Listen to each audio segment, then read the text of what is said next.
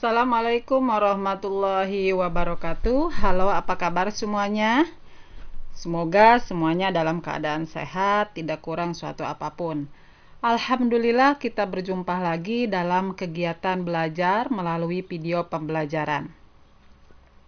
Sebelum kita melanjutkan belajar, jangan lupa subscribe channelnya, like, share, dan komen ya.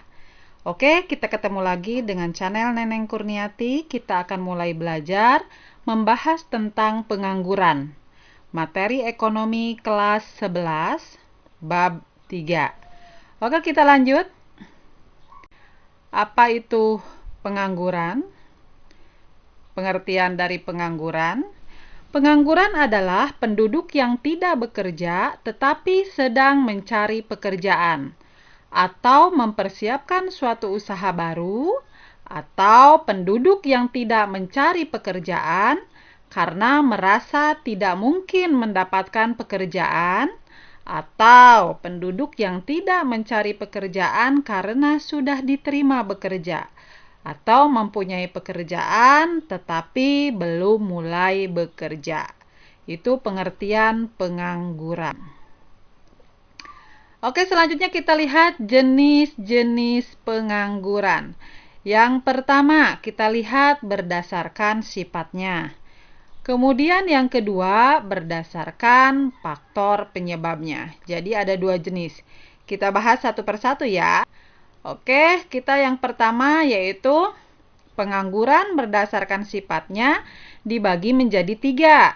Yang pertama adalah pengangguran terbuka atau open unemployment. Yang kedua adalah setengah menganggur atau under unemployment. Yang ketiga adalah pengangguran tertutup atau disguised unemployment. Itu berdasarkan sifatnya. Kita bahas satu-satu. Apa itu pengangguran terbuka? Pengangguran terbuka atau open unemployment adalah tenaga kerja yang benar-benar tidak memiliki pekerjaan atau sama sekali tidak bekerja. Pengangguran ini terjadi karena tidak adanya lapangan kerja atau karena ketidaksesuaian lapangan kerja dengan latar belakang pendidikan dan keahlian tenaga kerja. Jadi orang itu benar-benar menganggur dan tidak memiliki pekerjaan. Itu pengangguran terbuka. Selanjutnya kita lihat setengah menganggur atau under unemployment. Setengah menganggur adalah tenaga kerja yang bekerja, tetapi bila diukur dari sudut jam kerja, pendapatan, produktivitas, dan jenis pekerjaan tidak optimal. Misalkan tenaga kerja lepas atau freelance. Itu termasuk ke dalam setengah menganggur. Selanjutnya kita lihat pengangguran tertutup. Pengangguran tertutup atau terselubung adalah tenaga kerja yang bekerja tetapi tidak bekerja optimal karena ketidaksesuaian antara pekerjaan dengan bakat dan kemampuan si pekerja. Tidak sesuai dengan latar belakang pendidikan atau keahliannya. Misalkan, seorang lulusan S1 pertanian bekerja sebagai tenaga pembukuan. Itu tidak sesuai dengan bidang pendidikan. Atau seorang insinyur teknik bekerja sebagai pelayan restoran. Itu juga tidak sesuai dengan latar belakang pendidikan dan termasuk ke dalam pengangguran tertutup. Oke, selanjutnya kita lihat pengangguran berdasarkan faktor penyebabnya. Yang pertama ada pengangguran konjungtur atau pengangguran siklis. Yang kedua ada pengangguran struktural. Yang ketiga ada pengangguran friksional.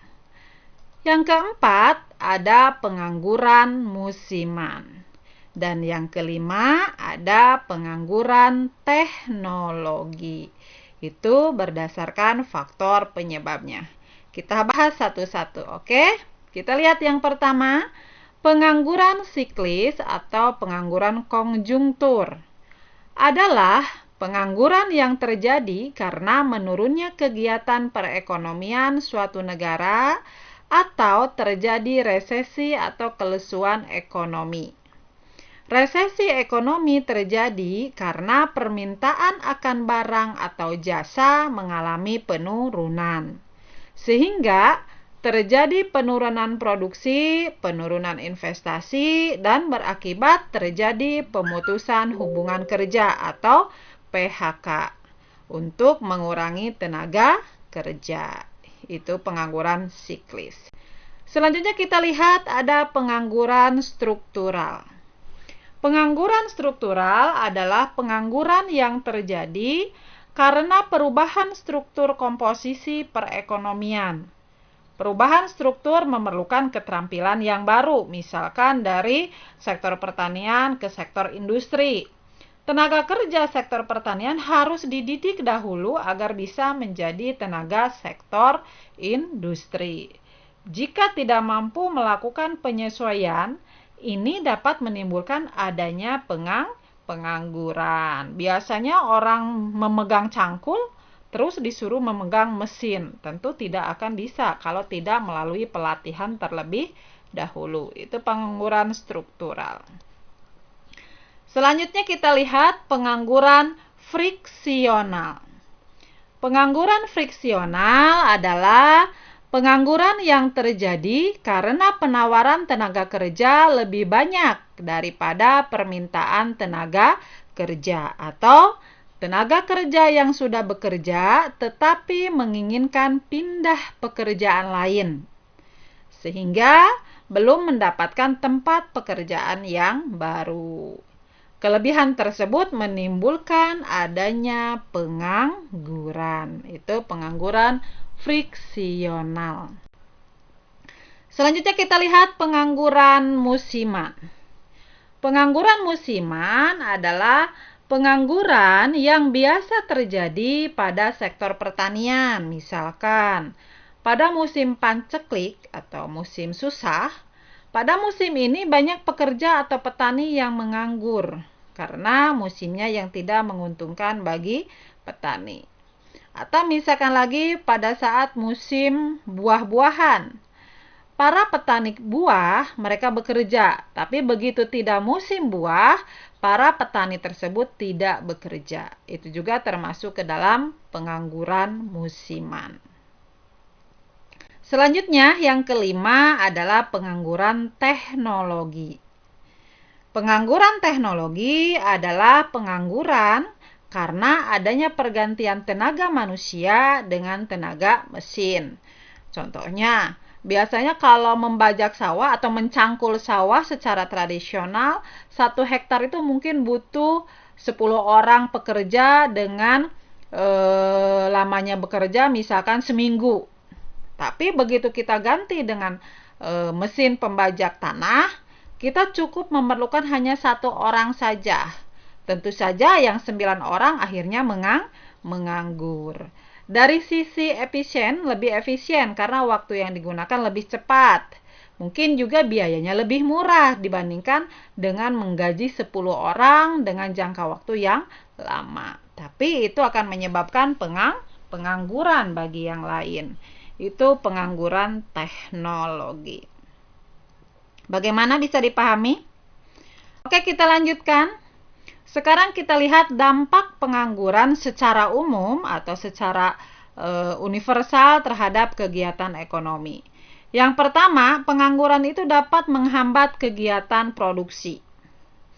Karena menurunnya output yang dihasilkan dan kualitas dari output tersebut, sehingga dapat menurunkan pendapatan nasional dan pendapatan per kapita.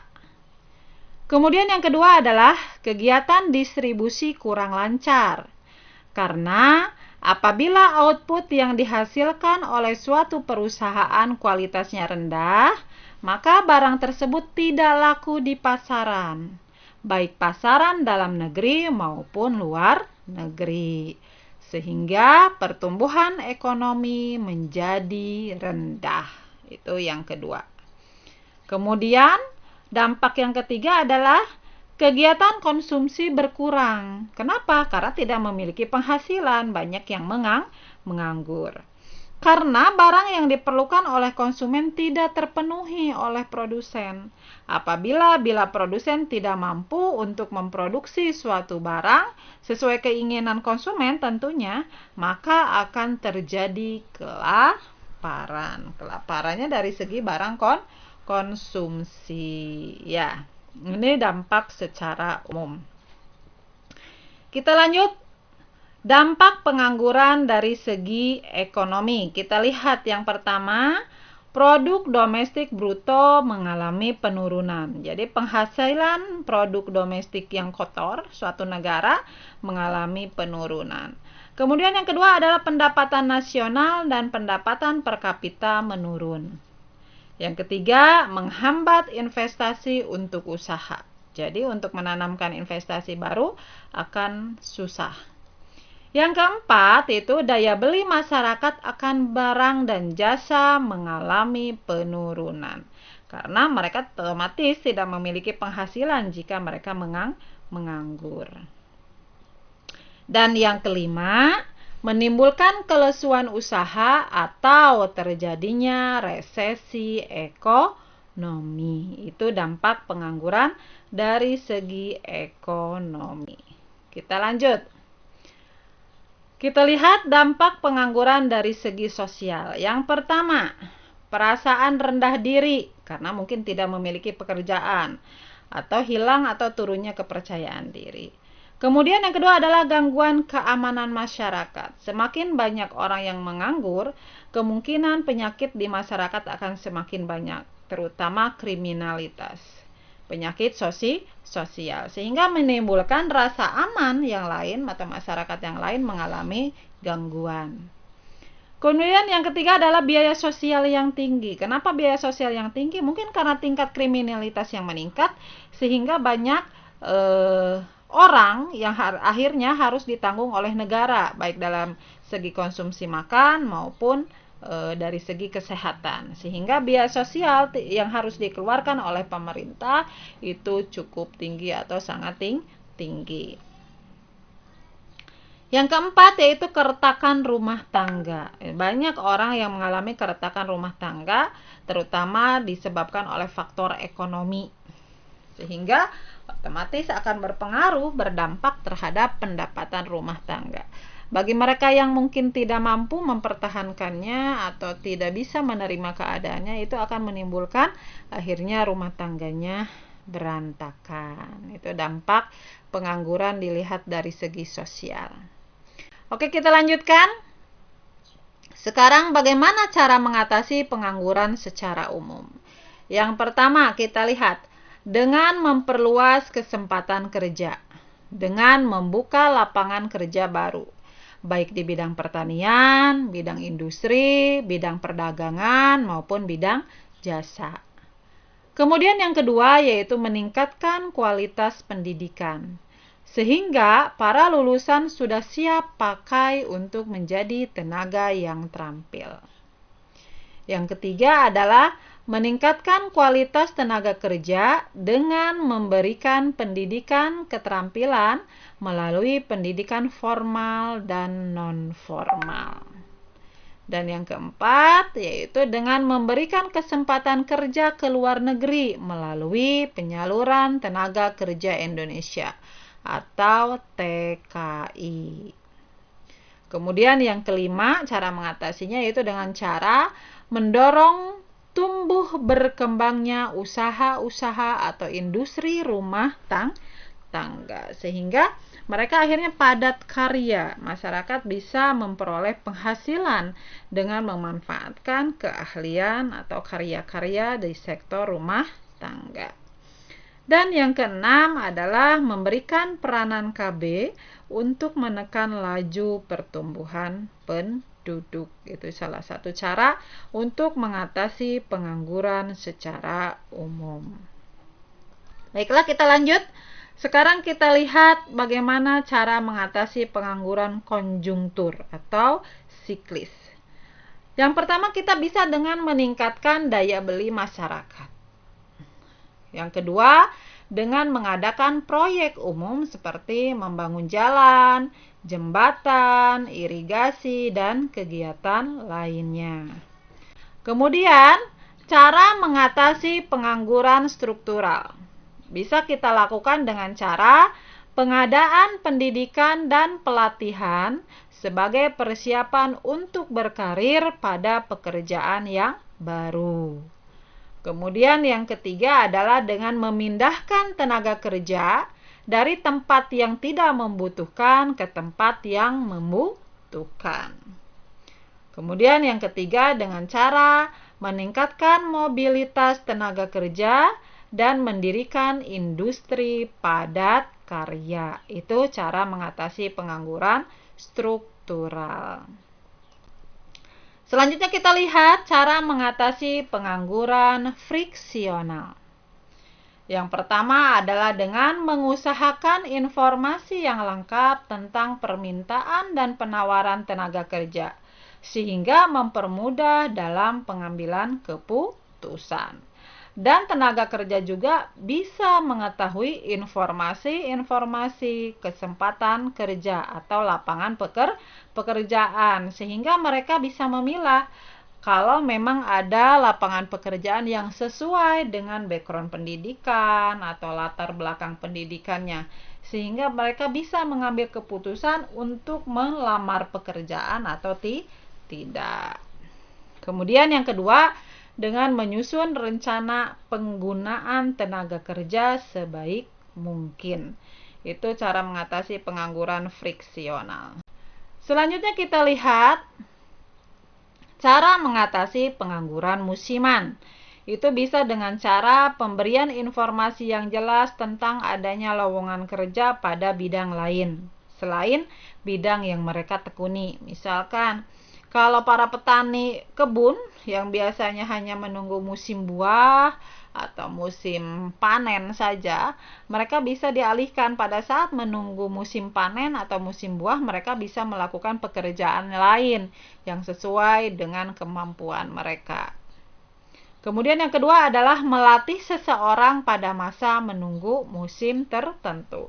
Misalkan dengan menambah keterampilan. Mereka bisa memanfaatkan waktu luang mereka atau waktu kosong sambil menunggu musim panen dengan meningkatkan keahlian atau keterampilan atau membuat produk-produk yang baru sehingga bisa dimanfaatkan untuk menambah penghasilan. Itu mengatasi pengangguran musiman. Selanjutnya kita lihat yaitu mengatasi pengangguran teknologi. Dengan cara yang pertama yaitu meningkatkan pendidikan dan pelatihan tenaga kerja agar memiliki pengetahuan sesuai yang diinginkan.